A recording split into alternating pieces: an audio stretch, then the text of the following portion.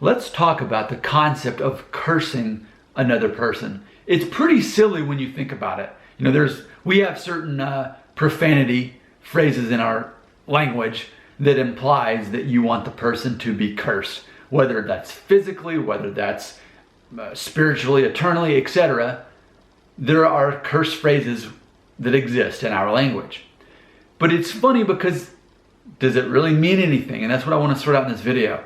So, for example, in the comment section of YouTube videos, people will say, I hope you ... I'm not even going to say the word because this video might be demonetized if I say the word, but how about perish? How about disappear from the planet? But basically, to wish harm upon other people is a curse. But let's sort that out. Because in my mind, I'm thinking to say that I hope someone is harmed is about the same as saying, I hope I win $1 million. Okay, you hope for something that you have zero control over? That doesn't mean anything to anybody. But I think there is some aspect of this concept of having someone curse. I want to share a real life story that happened to me yesterday. So I was parking my Jeep in a parking lot. There's a whole row of cars. It's a full parking lot, but I could see in between two cars coming up, there's a space. I can park in there. So you can imagine I've got a Jeep Wrangler, just a two-door one. It's got a very good turn radius, but it does set up higher. I've got mud tires, I've got a lift on there. So it's a big vehicle, but it's also short and can turn very easily. Full parking lot, I can tell from the back, there's a spot right up here. So I'm bringing the Jeep in, and as soon as I start to turn, there's a man getting out of his Tesla. So his very small, low Tesla, and this is kind of the position he was in. It was almost like he was like lifting his leg up and like to get out like that. And that's when I was starting to pull in. So I immediately saw him and immediately put the brakes on. This is how he responded as he got out of his Tesla.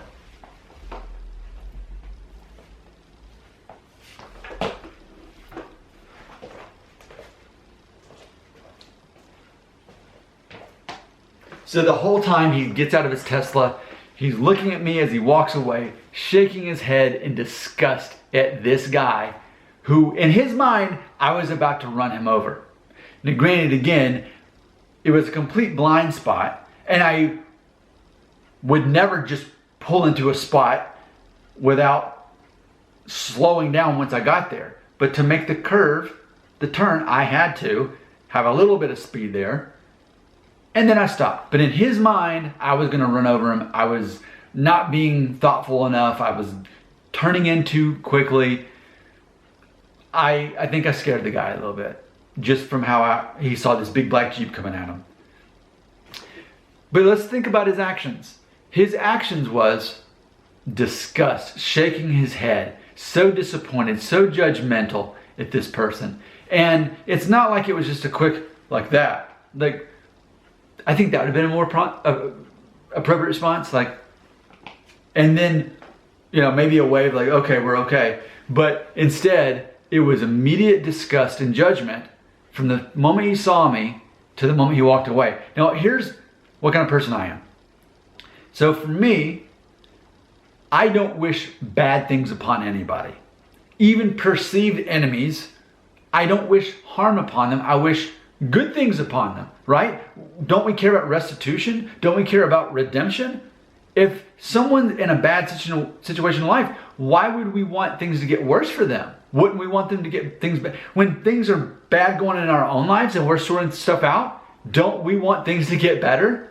So why wouldn't we want things to get better for other people that are having a bad day and a bad situation there?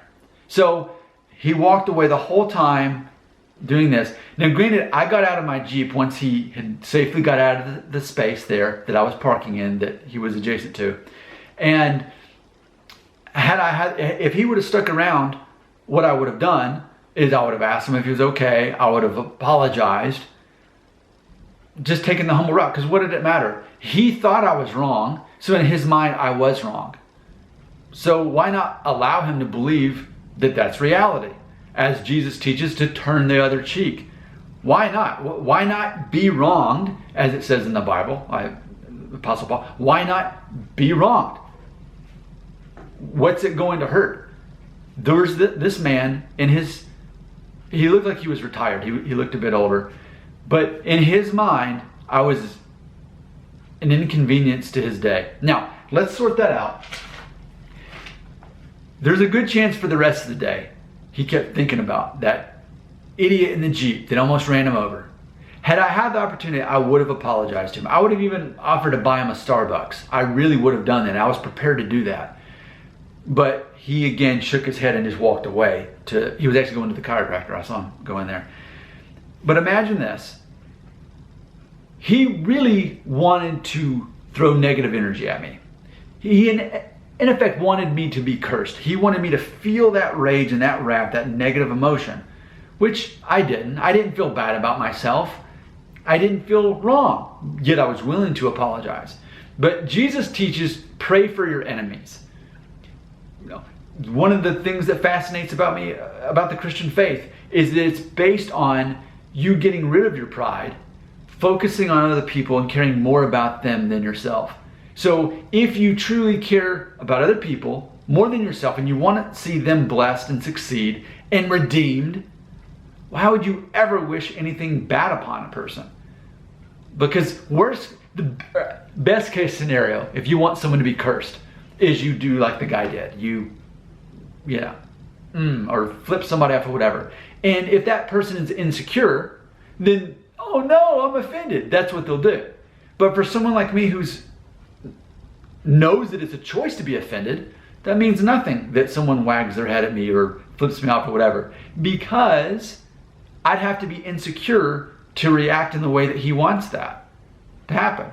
And instead of me thinking, oh, what an idiot, that guy is very immature and no, it's a matter of saying, he must be having a bad day. And I hope his day gets better. Had he not got away from me too soon, I would have tried to talk to him in a positive, reassuring way and calm him down. But again, he got away from me. And it just goes back to the time when, about a year ago, I was going to a four-way stop outside of my neighborhood. And I was paying very close attention at the four-way stop. I see a red convertible start speeding towards the four-way stop. And this lady driving her vehicle sees me pulling up, and instead of stopping, she breaks the law and speeds up and rushes through before I even had a moment to stop anyway, which doesn't even make sense because it's a four-way stop. But I guess she didn't want to have to wait for me to stop my Jeep, so she just sped through. Not only that, but she turned to me, she flipped me off, and she honked her horn. I don't know what that was about. That story doesn't make sense. One of my catchphrases is never try to reason with irreasonable people. All I can tell you about that lady, she's going through a toxic situation when it happened. Because all she had to do was stop at a four-way stop. In fact, if it meant that much to her and she would have just stopped, she could have taken my turn and gone, and I wouldn't have minded. But imagine how much toxic energy was going on in her life. Now, did I wish anything bad upon her, even though she flipped me off and honked at me and broke the law? No, I only wanted good things for her. So what did I do? Yesterday, and for that lady, you pray for them. You wish good things upon them instead of bad things.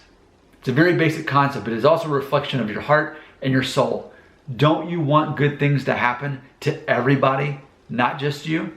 Your comments belong right here.